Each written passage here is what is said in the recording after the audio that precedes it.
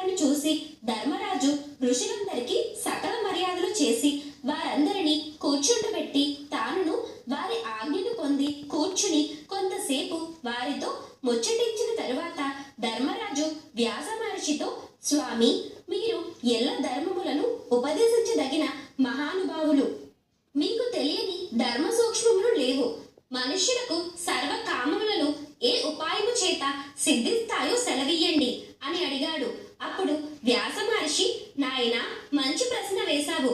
ఈ విషయమునే పూర్వం నారద మహర్షి బ్రహ్మను అడగ్గా సర్వకామ ప్రథములకు 2 వ్రతములను చెప్పారు.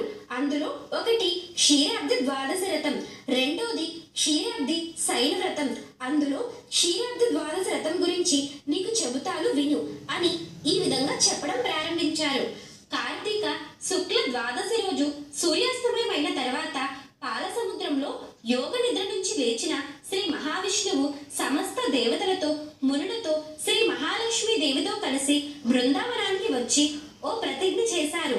అదేమిటంటే, ఏ మానవుడైనను ఈ కార్తీక శుద్ధ ద్వాదశి రోజు సర్వమునులతో దేవతలతో కూడి బృందావనంలో తాను వేంచేసి ఉన్న సమయంలో లక్ష్మీదేవితో కూడి తులసి పూజ చేసి తులసి కథను విని భక్తితో దీపదానము చేసిన వారు సర్వ పాపములు వీడి నా సాయుధ్యం పొందుతారన్నాడు.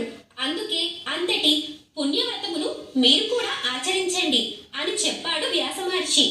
ఈ వ్రతము చేయువారు కార్తీక శుద్ధ ద్వాదశి రోజున సూర్యుడు అస్తమించిన తర్వాత స్నానము గాని దానము గాని పూజ గాని చేసినచో అధిక ఫలితము పొందెదరు. క్షీర సముద్రము నుంచి లక్ష్మీదేవితో కూడి సమస్తమైన మునుల చేత కీర్తింపబడుతున్న పరమేశ్వరుడైన నారాయణుడు ఎచట వాసము చెయ్యును.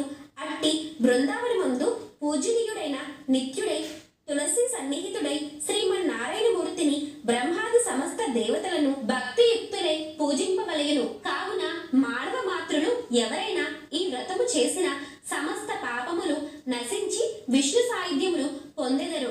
శ్రీ మహావిష్ణువు వశిష్ఠాది మునుల చేత నానావిధ స్తోత్ర పూర్వకముగా తులసి వనమందు పూజింపబడుతున్న ఆ కాలమందు ఈ కార్తీక శుద్ధ ద్వాదశి నాడు తులసి వనమందు ఎవరు తులసి సహిత విష్ణువుని పూజించుచుందురో వారు సర్వ పాపములు పోగొట్టుకుని విష్ణు సాయుధ్యమును పొందెదరు.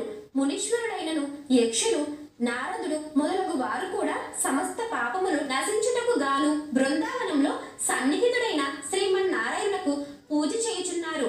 పవిత్రుడైనను శూద్రుడైనను మహాపాతము చేసిన వాడైనను కార్తీక శుద్ధ ద్వాదశి అంటే ఈ క్షీరాబ్ది ద్వాదశి రోజున తులసి సహిత విష్ణువును పూజించిన వారి పాపములు అగ్నిహోత్రంలో వేసిన పత్తిపోగు వలె నశించును. ఇక బ్రాహ్మణుడైనచో ఫలము ఇట్టిదని చెప్పవలసిన పని లేదు. తులసి సహితుడైన విష్ణువును పూజ చేయని వారి పూర్వ